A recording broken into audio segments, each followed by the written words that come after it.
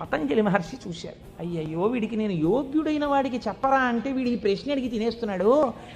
వీడికి నేనే వెళ్ళి శిష్యుడుగా మళ్ళీ వీడి దగ్గర నేర్చుకుని వీడిని ఉద్ధరించాలి అని చంద్రశర్మ అన్న పేరుతో బ్రాహ్మణుడయ్యి ఆయన వచ్చారు. ఆయన వస్తూ ఉంటే ఈయన ఆపాడు. ఆపి మళ్ళీ ఈ ప్రశ్న అడిగాడు. అడిగితే ఆయన అన్నారు, అది వ్యాకరణం అంతా రా అన్నాడు. కానీ ఉపాధి బ్రహ్మరాక్షస ఉపాధిలో ఉన్నాడు కాబట్టి ఆయన ఎక్కడ నేర్పుతానన్నాడు? స్కూల్లోనూ అక్కడ నేర్పను, రావి చెట్టు మీద కూర్చుని నేర్పుతాను రా. ఎందుకంటే శివాలయంలో నేర్పాలి వ్యాకరణం. పూర్వం వ్యాకరణ మంటపాలని శివాలయాల్లో ఉండేవి, అక్కడే నేర్పాలి. కాబట్టి నీకు నేను రావి చెట్టు మీద నేర్పుతాను. రావి చెట్టు మీద కూడా ఎక్కడ? చిటారి కొమ్మ మీద కూర్చుని నేర్పుతాను. అక్కడ కూర్చో, ఎక్కడ పడిపోతానో అని కునుకు రాకుండా బాగా వింటావు. చెప్పేవాడు బ్రహ్మరాక్షసుడు, చెప్పేది చిటారి కొమ్మ మీద రావి చెట్టు మీద. టైం ఇవ్వను, ఉత్తరక్షణం అడ్మిషన్ ఇచ్చేసాను నీకు, రా ఎక్కేద్దాను చెట్టు. అమ్మ బాబో, ఇదో అఘాయిత్యం కింద ఉందని పాపం ఈ చంద్రశర్మ ఆయనతో పాటు చెట్టెక్కి చెట్టు చివారి కొమ్మ మీద కూర్చున్నాడు. ఈయన మహాభాష్యం చెప్పేస్తున్నాడు. ఇప్పుడు ఈ మహాభాష్యం రాసుకోవాలి. ఎక్కడ రాస్తాడు? రాయడానికి ఓ గంటమో ఓ తాటాకో తెచ్చుకోవడానికి టైం లేదు. అందుకని ఆయన రావాకులు తుంపి ఒక పుల్ల ముక్క ఒకటి తీసి తొడ చీరుకున్నాడు. చీరుకుని అందులోంచి వస్తున్న నెత్తుటిలో పుల్ల ముంచి ఒక్కొక్క రావాకు మీద భాష్యం రాసుకున్నాడు. 9 రాత్రులు 9 పగళ్ళు పతంజలి మహాభాష్యాన్ని చంద్రశర్మకి చెప్పాడు. చెప్పగానే ఆయనకి శాప విమోచనం అయిపోయింది. శాప విమోచనం అయిపోయిన తర్వాత ఇప్పుడు నాకు బ్రహ్మరాక్షసుడిగా ఇంతకాలం బతికాక పూర్ణ వైరాగ్యం వచ్చేసింది. కాబట్టి ఇంక నేను ఒక గురువు యొక్క పాదములను ఆశ్రయించి సన్యాస దీక్ష తీసుకుని నా జీవితాన్ని తరింప చేసుకుంటానని శుకబ్రహ్మ యొక్క పాదములు పట్టుకుని గౌడపాదాచార్యుల వారైన వారు వారే. మనం శంకరాచార్యుల వారి గురు పరంపరలో గౌడపాదాచార్యుల వారిని చెప్తాం. ఎవరో తెలుసా అండి ఆ గౌడపాదాచార్యుల వారు? ఈ బ్రహ్మరాక్షసుడే గౌడపాదులు అయ్యారు. గౌడపాదులై శుకబ్రహ్మ యొక్క పాదములు పట్టుకుని సన్యాస దీక్ష తీసుకుని గౌడపాదాచార్య పేరుతో ఉన్నారాయన. ఈ చంద్రశర్మ ఈ రావ్యాకుల మీద రాసుకున్న మహాభాష్యం అంతా ఓ బట్టలో మూట కట్టాడు. మూట కట్టుకుని వెళ్ళిపోతున్నాడు ఆయన. వెళ్ళిపోతుంటే పాపం 9 రాత్రులు 9 పగళ్ళు నిద్ర లేదు. అడవిలో ఒక చోట మూట తల కింద పెట్టుకుని నిద్రపోతున్నాడు.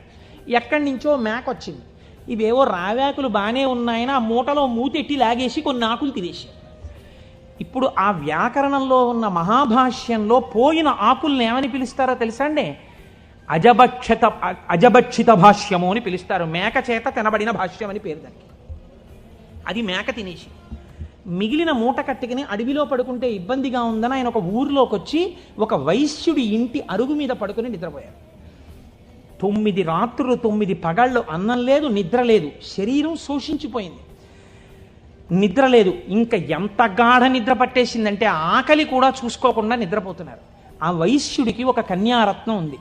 ఆ అమ్మాయి చూసి ఈయన నిద్దట్లోనే మరణిస్తాడేమో అని బెంగపెట్టుకుని ఒక గొప్ప వైద్య చికిత్స చేసింది. ఇప్పుడు మనం ఆ సిలైన్లవి ఎక్కించాలంటే శరీరానికి సూదితో పొడిచి ఎక్కిస్తాం. మన ఆయుర్వేద శాస్త్రం అలా ఒప్పుకోలేదు. ఎందుకంటే పతంజలి 3ంటికి వ్యాఖ్యానం ఇచ్చారు.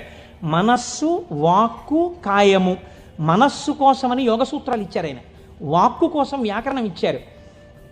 అలాగే మనస్సు, వాక్కు, కాయము, శరీరం ఆరోగ్యంగా ఉండడానికి చరకుడి యొక్క ఆయుర్వేద సూత్రాలకి భాష్యం చేశారు ఆయన. 3ంటికి భాష్యం ఇచ్చారు. ఆ పిల్ల వైద్యశాస్త్రంలో దిట్ట. ఈ అమ్మాయి ఏం చేసిందంటే పెరుగన్నం బాగా మెత్తగా కలిపేసి ఈ పెరుగన్నాన్ని తీసుకొచ్చి ఒంటి నిండా పూసేసింది ఈ బ్రాహ్మణ పిల్లవాడికి, ఈ చంద్రశర్మకి. పెరుగన్నం తొందరగా రోమరంధ్రాల్లోంచి లోపలికి వెళ్ళిపోతుంది. అది లోపలికి వెళ్ళిపోయి ఈ పిల్లవాడికి బలం వచ్చింది. బలం వచ్చి 9 రోజుల భోజనం లేని స్థితి నుంచి శక్తిని పొందాడు. శక్తిని పొంది తెలివచ్చి అమ్మయ్యా బడలికా పోయింది, సత్తువా వచ్చిందని ఆ మూట చూసుకున్నాడు. మూట ఉంది, మూట పట్టుకుని వెళ్ళిపోతున్నాడు. వెళ్ళిపోతుంటే వైశ్యుడు ఎదురొచ్చాడు. ఏమయ్యా, నిన్ను మా అమ్మాయి ఎందుకు బ్రతికించుకుందో తెలుసా? నీ చూడచక్కని రూపాన్ని చూసి బ్రతికించుకుంది. నువ్వు మా అమ్మాయిని పెళ్లి చేసుకోవాలన్నాడు. ఇదేమిటయా, నాకు వైరాగ్యం వచ్చింది, నేనేదో సన్యాసం తీసుకుందామని వెళ్ళిపోతున్నాను, నువ్వు మీ అమ్మాయిని పెళ్లి చేసుకోమంటావేంటి? నేను చేసుకోనన్నారు ఆయన. వెళ్ళిపోతుంటే ఇలా కాదు, నువ్వు ఇంత ఉపకారం పొంది నా కూతురు మనస్సు భగ్నం చేసి వెళ్ళిపోతున్నావు కాబట్టి మనం రాజు దగ్గరికి వెడదాం తీర్పుకి, పదన్నారు. సరే పద అయితే అన్నారు. చంద్రశర్మ వైశ్యుడు ఇద్దరు రాజుగారి అంతఃపురంలోకి వెళ్ళారు. రాజుగారు అంత దూరం నుంచి పిల్లాడిని చూశారు. చూసి ఎందుకు వస్తున్నాడో తర్వాత అడుగుదాం కానీ ఎంత బాగున్నాడో ఈ పిల్లాడిని దగ్గరికి రాగానే నాకు ఒక్కతే కూతురయ్యా నీకు ఇచ్చి పెళ్లి చేసి సింహాసనం మీద కూర్చోపెడదాం అనుకుంటున్నాను, నువ్వు మా అమ్మాయిని పెళ్లి చేసుకోవాలన్నారు. రాజాజ్ఞ, కాదంటే కుత్తుకు తీసేస్తాడు. అయ్య బాబోయ్, ఒక పిల్లే వద్దనుకుంటే ఇద్దరు పిల్లలు చుట్టుకున్నారేమిటండి నాకు అని ఈయన చెప్పేలోగానే మంత్రిని పిలిపించి ఈ పిల్లాడు ఎలా ఉన్నాడో అల్లుండి చేసుకుందాం అనుకుంటున్నానన్నారు. ఆహాహా, ఏమి తేజోమూర్తి అండి ఇలాంటి వాడు. ఉత్తరోత్తర సింహాసనం మీద కూర్చుంటే మన రాజ్యానికి ఇంకా ఎదురుండదు, తప్పకుండా పిల్లనిచ్చేయండి అన్నారు. ఇద్దరు పిల్లల్ని ఇచ్చి పెళ్లి చేసేస్తామన్నారు. అసలు నా గోడు వినేవాళ్ళు లేడు మహాప్రభో, నేను వైరాగ్యం ఉందిరా నాకు పిల్లలొద్దు పెళ్ళొద్దంటే ఇద్దరు తయారయ్యారు ఏమిటి, నాకు పైగా రాజభోగం కూడా వచ్చింది. వద్దు వద్దన్న వాడికి ఐశ్వర్యం, వద్దు వద్దన్న వాడికి నమస్కారాలు, పెట్టండి అన్నవాడికి పెట్టేవాడు ఉన్నాడు అని ఆయన బాధపడుతుంటే మంత్రి గారు ప్రాజ్ఞుడు ఆయన అన్నాడు, ఏమండి బ్రాహ్మణుడు బ్రాహ్మణేతరులను వివాహం చేసుకోవాలంటే ముందు బ్రాహ్మణ కన్యను చేసుకోవాలి. కాబట్టి ఉత్తమ కుల సంజాత అయిన ఒక బ్రాహ్మణ పిల్లని తెచ్చి ముందు పెళ్లి చేసి తర్వాత వీళ్ళిద్దరినీ చేసేద్దాం అన్నారు. ఓహో, ఇద్దరు ముగ్గురు కూడా అయ్యారు ఏమిటనుకున్నాడు ఆయన. ముందు ఆయన గోడు వినేవాళ్ళు లేడు. బ్రాహ్మణ కాంతని తెచ్చారు, వైశ్యకాంతని తెచ్చారు, క్షత్రియ కాంతని తెచ్చారు, తాళి కట్టేవారు. ఆయన అన్నాడు, మీరు ఎలాగో ఇప్పుడు పెళ్ళొద్దంటే వినరు, ఆయన విండు, ఈయన విండు, ఈయన విండు. ఒక్క ఉపకారం చేయండి, మీకు నా తేజస్సు చూసి పొంగిపోతున్నారు కదా, మీ ముగ్గురి కుమార్తెల యందు నేను సంతానమును పొందుతాను. ముగ్గురికి కొడుకులు పుట్టగానే నేను సన్యాసానికి వెళ్ళిపోవడానికి నాకు అనుమతి ఇవ్వాలన్నాడు. తప్పకుండా అలాగే ఇస్తా ఉన్నారు. ముగ్గురిని పెళ్లి చేసుకున్నాడు. ముగ్గురి యందు కుమారుల్ని కన్న తర్వాత సన్యాసం పుచ్చుకుందామని వెళ్ళిపోయాడు ఈ చంద్రశర్మ. వెళ్ళిపోయినటువంటి వాడు వెళ్ళి వెళ్ళి వెళ్ళి వెళ్ళి ఎవరు ఇతపూర్వం బ్రహ్మరాక్షసుడి రూపంలో ఉండి తనకి మహాభాష్యమంతా చెప్పి సన్యాసం తీసుకుని శుకబ్రహ్మకి శిష్యుడిగా ఇవాళ గౌడపాదాచార్య స్వామి వారిగా ఉన్నారో ఆయన దగ్గరకే వెళ్ళి అయ్యా నాకు సన్యాసం ఇవ్వండి అని అడిగాడు. నీకు గోవిందపాదాచార్య నామంతో సన్యాసం ఇస్తున్నానని సన్యాసం ఇచ్చి సన్యాసనామం గోవిందపాదాచార్య. ఆయనకి సన్యాసం ఇచ్చి ఒక మాట చెప్పారు, నువ్వు నర్మదా నదీ తీరంలో ఈ రావి చెట్టు దగ్గర ఈ గుహలోనే కూర్చో. రాబోయే కాలంలో భారతదేశంలో 72 అవైదికమైన మతములు ప్రవేశిస్తాయి. 72 అవైదికమైన మతములను తన వాగ్ఝరితో కొట్టిపారయ్యగలిగినటువంటి ఒక మహాపురుషుడిగా పరమశివుడే శంకరాచార్య స్వామిగా ఆవిర్భవించబోతున్నాడు. ఆ శంకరాచార్యుల వారికి సన్యాసనామాన్ని ఇచ్చి తత్వోపదేశం చెయ్యడానికి నువ్వు గురువుగా ఉండు అని కూర్చోబెట్టారు. ఆ చంద్రశర్మే గోవిందపాదాచార్య స్వామి.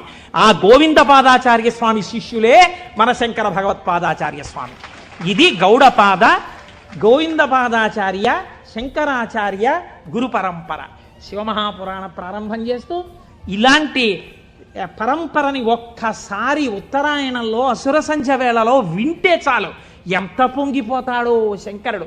కనుక ఇప్పుడు ఆయన కాలడిలో జన్మించాడు మహానుభావుడు. ఆ శంకరాచార్య స్వామి వారి జన్మ రహస్యాన్ని గురించి ఎప్పుడైనా మనం త్రిపుర సుందరి అమ్మవారి ఊళ్ళో మళ్ళీ శంకరాచార్య స్వామి వారికి వైశాఖ శుక్ల పంచమి నాడు చేస్తాం కదా ఉత్సవం, అప్పుడు చెప్తాను దాని గురించినటువంటి విశేషాలు. ఇప్పుడు చెప్తే కుదరదు మహాప్రభో. ఆయన భారతదేశపు నలుచెరగుల పాదచారి అయి 3 మాటలు తిరిగారు. 72 అవైదికమైనటువంటి మతములను శృతి ప్రమాణమైన తన వాగ్ఝరితో కొట్టిపారేశారు, చిమ్మేశారు. ఆయన తర్వాత మళ్ళీ రాలేదు ఇంకా 72 మతాలు. అంత గొప్పవారు శంకరాచార్యుల వారంటే. అందుకే చంద్రశేఖర పరమాచార్య స్వామి వారికి శంకరులు గురువు కాదు, ప్రాణం. అందుకే అపర శంకరాచార్యులు వారు అయ్యారు చంద్రశేఖర పరమాచార్య స్వామి. అటువంటి మహాపురుషుడై దిగ్విజయ యాత్ర చేసి శృతి ప్రమాణమైన అద్వైత సిద్ధాంతాన్ని ఆవిష్కరించి మనందరినీ ఉద్ధరించినటువంటి వారిగా శంకరులు వచ్చారు. మీరు చూడండి, ఇప్పుడు మనం శివనామము మళ్ళీ మొదటికి వెళ్ళండి. ఎక్కడికి వెళ్ళాలి? అమరకోశంలో శివనామమునకు చెప్పినటువంటి వ్యాఖ్యానములో శివుణ్ణి ఏ రకంగానైనా పట్టుకుంటే మిమ్మల్ని ఉద్ధరించగలడు దగ్గర నుంచి శ్రేయం, మంగళం, కళ్యాణం, భద్రం, శ్రేయస్సు, శోభనం, ఇవి కేవల మంగళములేనా ఇంకేమన్నా ఉన్నాయా దగ్గరికి వెళ్ళండి. అందుకు తీసుకొచ్చాను దీన్ని. ఇప్పుడు ఇక్కడి నుంచి అక్కడికి వెళ్ళండి. మళ్ళీ ఒక్కసారి వెడితే మీకు ఈ శివనామమును ఎక్కడ దాచారు? శివనామము పంచాక్షరిగా కదండి ఉంది. నమశివాయ అని పంచాక్షరి. నమశివాయ అన్న మాట చెప్పడానికి వేదం ఎంత కట్టడి చేసి చెప్పింది, ఎంత జాగ్రత్తగా చెప్పింది పంచాక్షరి మంత్రాన్ని. మీరు జాగ్రత్తగా చూడండి, ఇది జాగ్రత్తగా గమనించండి. మీరు అయ్యప్ప స్వామి దర్శనానికి వచ్చారనుకోండి, అలా గేటు దగ్గర నిలబడి అయ్యప్ప స్వామి దర్శనం చేసుకుంటానంటే మీకు కనపడరు. మీరు అక్కడ చెప్పులు విప్పాలి, లోపలికి రావాలి, ఇక్కడ ఉన్నటువంటి పరివార దేవతలందరినీ దర్శనం చెయ్యాలి, మెట్లెక్కాలి, గణపతికి సుబ్రహ్మణ్యుడికి ప్రదక్షిణం చెయ్యాలి, ధ్వజస్తంభం పక్క నుంచి లోపలికి వెళ్ళాలి, స్వామికి ఒక పక్కకి వెళ్ళి నిలబడి ఆయన వంక చూస్తే అప్పుడు మీరు సంతోషంగా స్వామి దర్శనం చేస్తారు.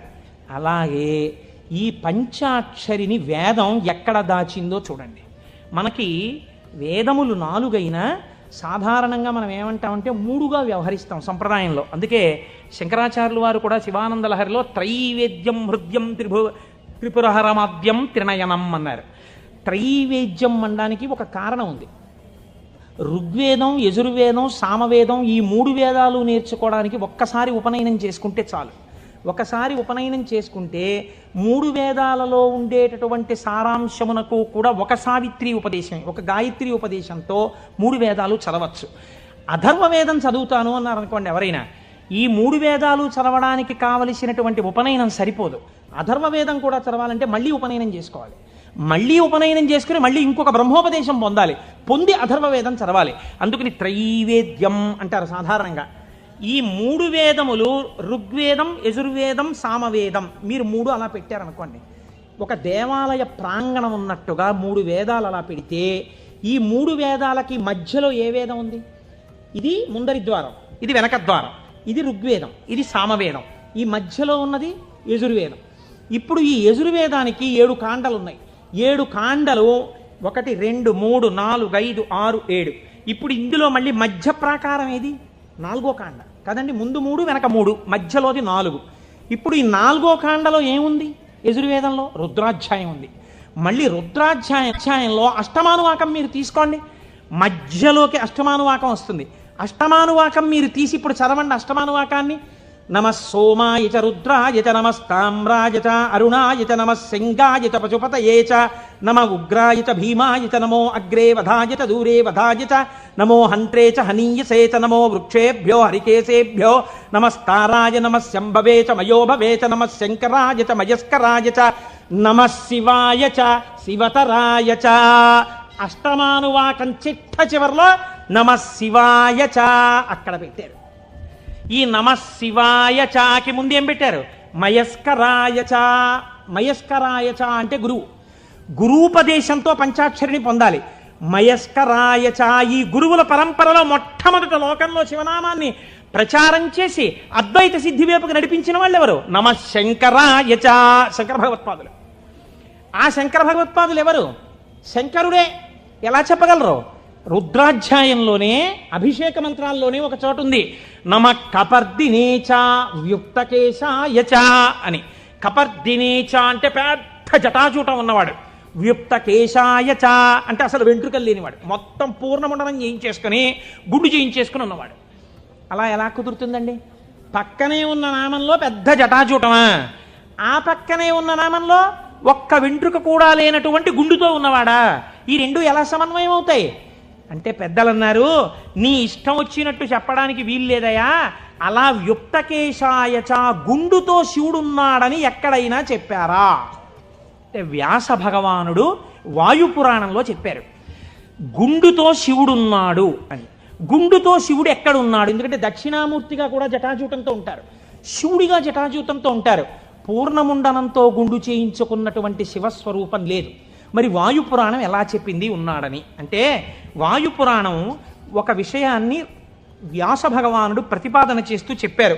చతుర్భిః సహ శిష్యైస్తు శంకరో అవతరిష్యతి. 4 శిష్యుల మధ్యలో కూర్చుని గుండుతో ఉండి మీద బట్ట కప్పుకున్న సన్యాసి రూపంలో ఎవరు కనపడుతున్నాడో ఆయనే పరమశివుడు అని చెప్పింది. ఇప్పుడు 4 శిష్యుల మధ్యలో కాషాయ బట్ట ఇలా గుండు మీద వేసుకుని చేతిలో వేదాలు పట్టుకుని ఇలా చిన్ముద్ర పట్టి కూర్చున్నది ఎవరు? ఎవరండి? శంకరాచార్య స్వామి. నమ కపర్దినేచ పరమశివుడు, వ్యుక్తకేశాయ చ శంకరాచార్యుల వారు. కాబట్టి ఇప్పుడు ఈ శంకరాచార్యుల వారు ఎవరు? పరమశివుడే. రుద్రాధ్యాయంలో రహస్యంగా చెప్పేసింది. ఎప్పుడో రాబోయేటటువంటి శంకరావతారాన్ని రుద్రాధ్యాయం చెప్పింది. ఆయన్ని మయస్కరాయ చ, ఆ శంకరుల గురు పరంపర ఉన్నదే అది సదాశివ సమారంభాం లేకపోతే నారాయణ సమారంభాం వ్యాసశంకర మధ్యమాం అస్మదాచార్య పర్యంతాం వందే గురు పరంపరాం. ఆనాడు పరమశివుడు కపర్ది అని ఇంత జుత్తుతో ఉన్నవాడి నుంచి ప్రారంభమైనటువంటి ఈ గురు పరంపర మధ్యలో శంకరాచార్య స్వామి ఉంటే, ఈనాడు నాకంటి ఎదుట నాకు శంకరాచార్య స్వరూపమై నన్ను నిలబెట్టి ఆశీర్వదించి నడుపుతున్నటువంటి నా గురువు బ్రహ్మశ్రీ మల్లంపల్లి అమరేశ్వర ప్రసాద్ గారి వరకు ఆ గురు పరంపరయే నడుచుచున్నది. ఎవరికి వారు వారి గురువు వరకు ఇలాగే చెప్పుకుంటాం. సదాశివ సమారంభాం శంకరాచార్య మధ్యమాం అస్మదాచార్య పర్యంతాం వందే గురు పరంపరాం. ఈ గురువు ఏం చేస్తున్నారు? మీకు నడుబడి నేర్పుతున్నారు. ఈ గురువు ఏం చేస్తున్నారు? ఉదారమూర్తి అయి మిమ్మల్ని ఆశీర్వదిస్తున్నారు. ఈ గురువు ఏం చేస్తున్నారు? మీ ఉద్ధరణ కోసం ఈశ్వరుణ్ణి ప్రార్థన చేస్తున్నారు. అటువంటి గురువే ఈశ్వర స్వరూపుడై ఉన్నాడు. ఎప్పుడెప్పుడు లోకంలో వేద ప్రమాణాన్ని చెడగొట్టడానికి అవైదికమైనటువంటి వాదనలు ప్రబలుతాయో అప్పుడప్పుడు పరమేశ్వరుడే బయలుదేరి వచ్చి అవతార స్వీకారం చేశారు. కృష్ణ భగవానుడు కూడా చేశాడు గీతా ప్రచారాన్ని. మహానుభావుడై ప్రస్థానత్రయంలో ఒకటండి భగవద్గీత.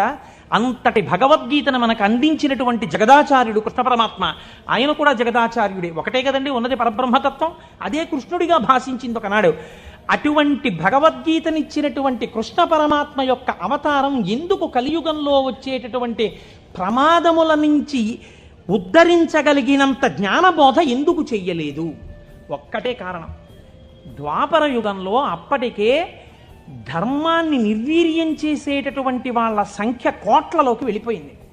కృష్ణావతారం ప్రారంభం నుంచే ఎంత రాక్షస సంహారం చేశాడండి మహానుభావుడు. కన్నులు తెరువని కడుచిన్ని పాపడై దానవి చనుబాలు త్రావి చంపే పూతనా సంహారంతో మొదలుపెట్టి ఎంతమంది రాక్షసుల్ని చంపాడు. జరాసంధాది రాక్షసులందరినీ ముందే చంపకపోతే కురుక్షేత్రంలో నిజంగా పాండవులు నిలబడగలరా? ఇంతమందిని చంపాడు. అవతారంలో ఉన్న తక్కువ సమయంలో ఆయన కురుక్షేత్ర మధ్యంలో సమస్త వాంగ్మయాన్ని భగవద్గీత రూపంలో బోధ చేశాడు. కానీ అది సరిపోదేమో. కలియుగం అంటే అసలు మనస్సు నిలబడనటువంటి యుగం. మరి మనస్సు నిలబడదు, కలిపురుషుడి యొక్క ప్రకోపాలు చాలా ఎక్కువగా ఉంటాయి అన్నప్పుడు ఇంకా ఈ గురువులు ఎందుకు, ఈ బోధలు ఎందుకని మీరు నన్ను అడగచ్చు. దానికి ఒక్కటే జవాబు పరమాచార్య స్వామి వారు చెప్పినటువంటివి. నేను ఉపన్యాసాల్లో చెప్పే చాలా భాగాలు పరమాచార్య స్వామి వారివి. కాబట్టి ఆయన అంటారు, మీరు చూడండి దొంగలు పడుతున్నారు, కాకినాడకి దొంగల ముఠాలు వచ్చాయి, దొంగలు కొట్టేస్తున్నారు, ఇళ్ళు దొంగలు కొట్టేస్తున్నారు అన్నారు అనుకోండి. ఎంత జాగ్రత్తగా ఉన్నా దొంగలు కొట్టేస్తున్నారండి అని తాళం తీసేసి తలుపులు తెరిచి వస్తామా? ఏదో ఒక కట్టడి చేస్తాం. చేసి అమ్మ ఏదో ఒకటి సాయంకాలం కాసేపు వాడు ఏదో చెప్పాడో చెప్పలేదో కానీ శివనామస్మరణ చేయిస్తున్నాడమ్మా, అక్కడికి వెళ్ళొస్తాం, అందుకని కాస్త మా గుమ్మం చూస్తుందరు తల్లి, మీరేదో ఇక్కడే కుర్చీ వేసి కూర్చోండి, లేకపోతే మీ అబ్బాయిని మా ఇంట్లో చూస్తుండమనండి, టీవీ కాసేపు కరెంటు పోయినా పర్వాలేదు మహాప్రభు మాకు మీ వాడిని కూర్చోమనండి అంటాం. కట్టడి చేస్తున్నారా చేయట్లేదా? ఏదో రకంగా. కలిపురుషుడు ఎంత ప్రకోపంతో ఉండడానికి ప్రయత్నించినా మీరు ఈశ్వరుడి పాదాలు గట్టిగా పట్టుకోవడానికి ప్రయత్నించాలి కదా.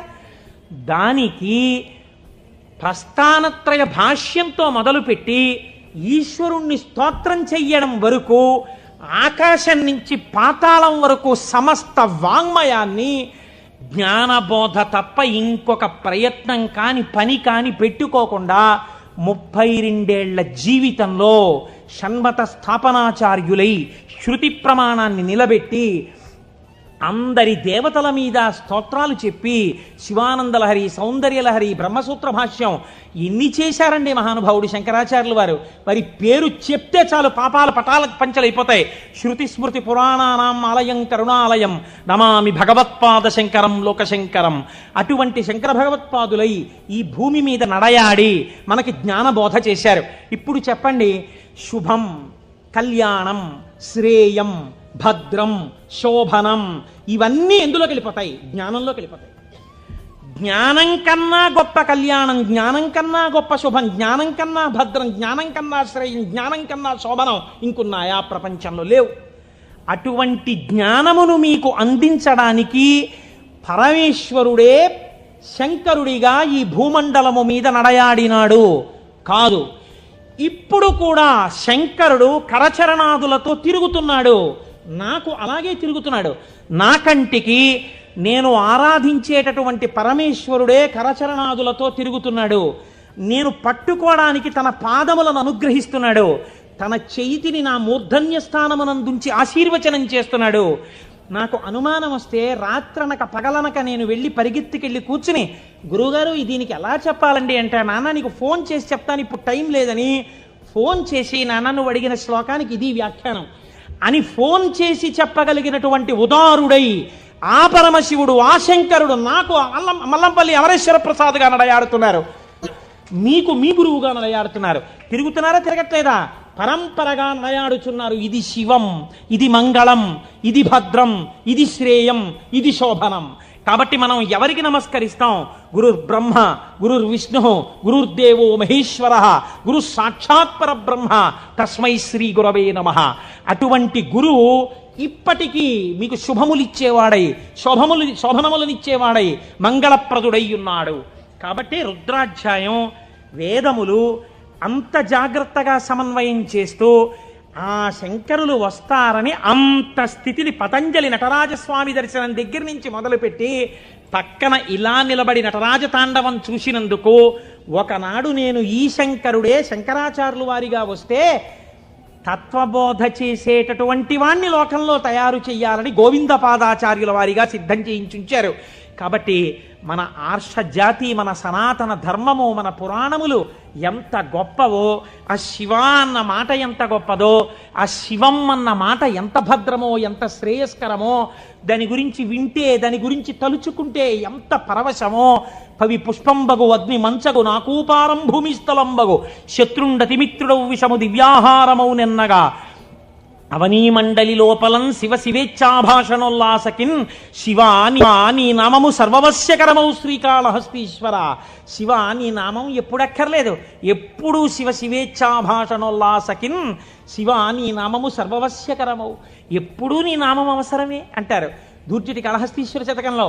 అటువంటి శివనామం గురించి, ఆ శివనామము గురువై ఎలా నడుస్తున్నారో గురించి, ఆ శివనామము ఎటువంటి మంగళప్రదుడో గురించి, ఎంతగా భక్తులను ఆదుకునే స్వరూపమున్నవాడో గురించి ఇవాళ మొట్టమొదటి రోజున ఆవిష్కరించే ప్రయత్నం చేశాం.